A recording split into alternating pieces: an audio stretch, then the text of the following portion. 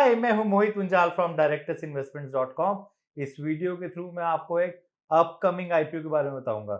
इस आईपीओ का नाम है JSW इंफ्रास्ट्रक्चर लिमिटेड। ये अपना एक आईपीओ लेके आ रहे हैं। 2800 करोड़ का इशू साइज है। जी हाँ, 2800 करोड़ का। इंपॉर्टेंट डेट्स एंड डिटेल्स यहाँ पे मेंशन्ड है, आप देख सकते हैं। JSW इंफ्रास्ट्रक्चर ये JSW ग्रुप का पार्ट है। JSW इंफ्रास्ट्रक्चर ये कंपनी इनकॉर्पोरेट हुई थी 2006 में and they are the second biggest commercial port operator in India. जी हाँ, सेकंड बिगेस्ट। एंड इसके साथ साथ आइसिंग ऑन द केक ये JSW ग्रुप का पार्ट है। ये कंपनी प्रोवाइड करती है maritime related services including cargo handling, storage solutions and logistic services. Company handle करती है different type of cargoes including dry bulk, break bulk, liquid bulk, gases and containers.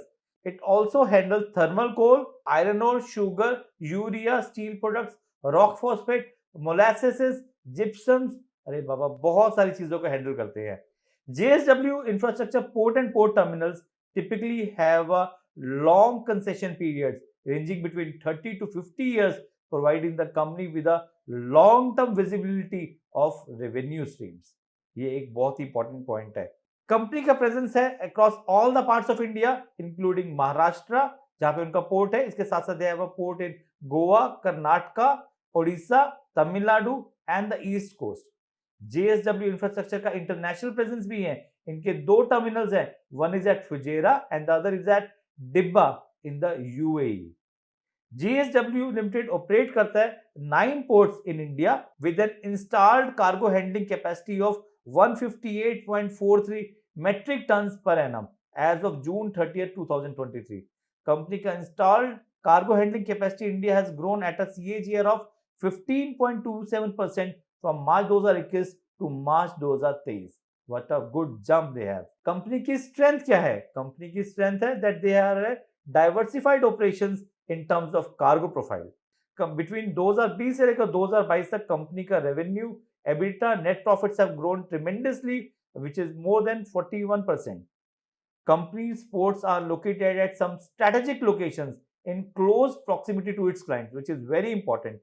Because of the well-connected infrastructure, company gets multiple as well as repeated orders from its clients. मैंने आपको already बताया कि company का एक predictable revenue है जो कि हमेशा ही आता रहेगा from long term cargo and stable tariffs. इसके साथ साथ ये एक JSW ग्रुप का भी पार्ट है, तो डेफिनेटली उनकी एक्सपीरियंस मैनेजमेंट टीम इनको हमेशा से गाइड करती रहती है and they are doing business in a very good way.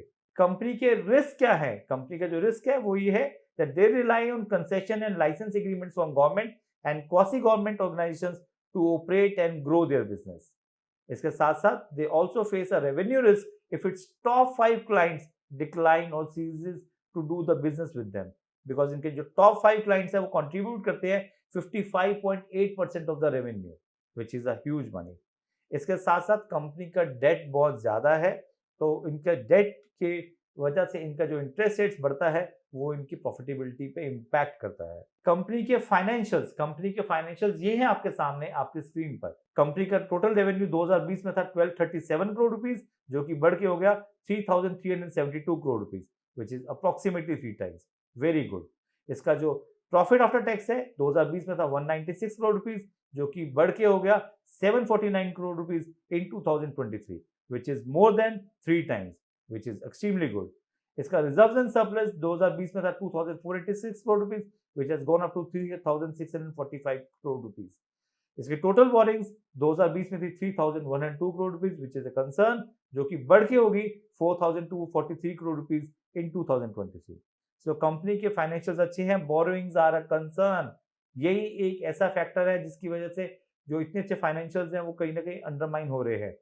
Objective क्या है आईपीओ को लाने का? वन इज टू प्रीपे और रीपे इन फुल और part of certain borrowings which are availed by the company.